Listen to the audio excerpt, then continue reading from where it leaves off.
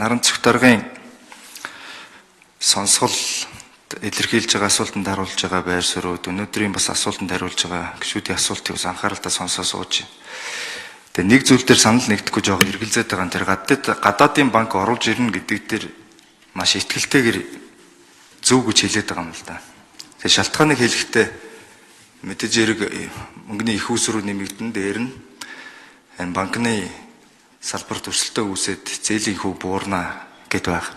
Гэтэл яг бодит байдал дээр зээлийн хүү өндөр байгаа нь өрсөлдөөн байхгүй байгаадаа биш байгаад харагдаад байна. Манайх ч одоо импортогч улс учраас төсөв хэд тэлэхээр валютын эрэлт нэмэгдээ төгрөгийг нь суулгарч идэг. Тэгээ инфляц нь өсөж идэг. Тэгээ засгийн газар нь байнга төсвөө жил болгон өсгөөд одоо сүүлийн 4 жилд хэд дахин өссөн. Төгрөгийн ханшин төдий чинээгээр суларчсан юм үр дүнтэй. Ингээ инфляц өсөнгүүт нь Монгол банк нь бодлогын үгээ өсгөж хаяад ингээ банкнууд нь гадагшаа эрсдэлгүй баахан зээл олгож ирсэн дор бол өндөр өвөтэй Монгол банк руу шилжүүлэх маягтай ингээ зах зээлээс мөнгөө татах байдлаар инфляцийг хамгаална гэдэг ийм үйл ажиллагаа хийгээд ингээд үндсэндээ банкнуудын хүү өндөр тэгээд компаниудад зээл олдохгүй аж ахуйн нэгжүүдийн зээл олдохгүй юм нөхцөл байдал үүсэж байгаа. Тэгээ энэ дээр ягаад ийм өндөр ихтгэлтэй байгаад байгаа юм бэ гэж. Тэгээд энэ гадаадын банк орж ирэхийн эрсдэлтэй талууд бас бий л дээ. Жишээл эдийн засгийн хараат байдал нэмэгдэнэ. Дотоодын банкны зах зээлд эрсдэл үүснэ.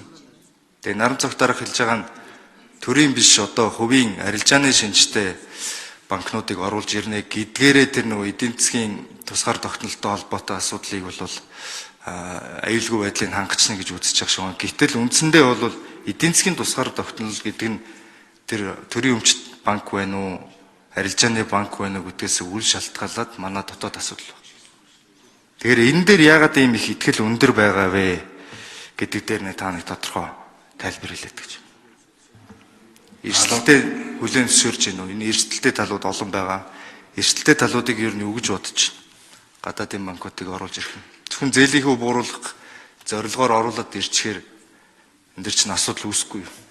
Зээлийн хүү бууруулах нь явж одоо засгийн газрын л энэ төсвийн бодлогын л асуудал байгаа. Тэгэхээр Монгол банкны ерөнхийлөгч гэдэг бол зүгээр ингээд засгийн газрын төсөө төлөв инфляц өргөдөд нөгөө талдаа Монгол банкны ерөнхийлөгч нь Монгол банк нь ингээд бодлогын хүүгээр зүгээр жонглордоо суудаг биш илүү нөлөөлдөг байгаасаа гэдээ одоо олон гишүү загч ийн л.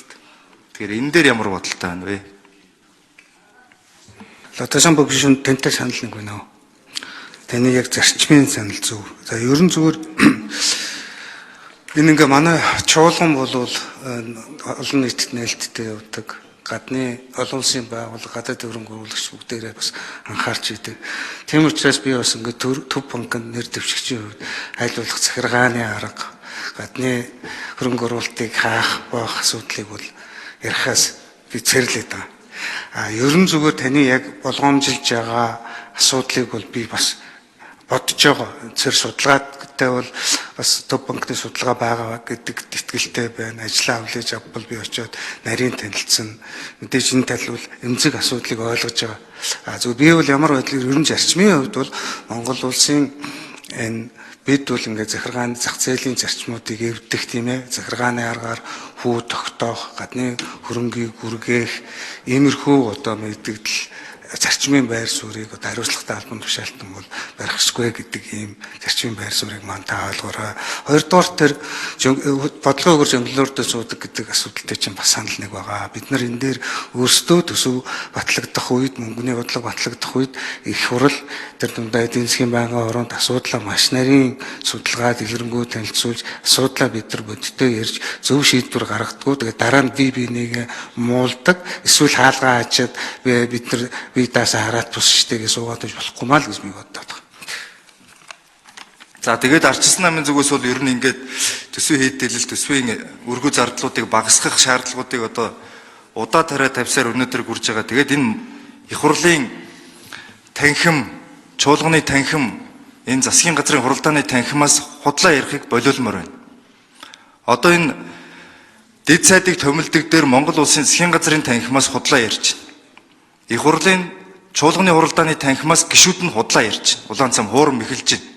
Жишээлбэл тэр бүтээмжийн хяналтын гэдэг байгаа менежер чинь компаниас цалин авдаг болохоос төсвөөс цалин авч байгаа тэр төсвийг хэмжиж байгаа юм ерөөсөө биш.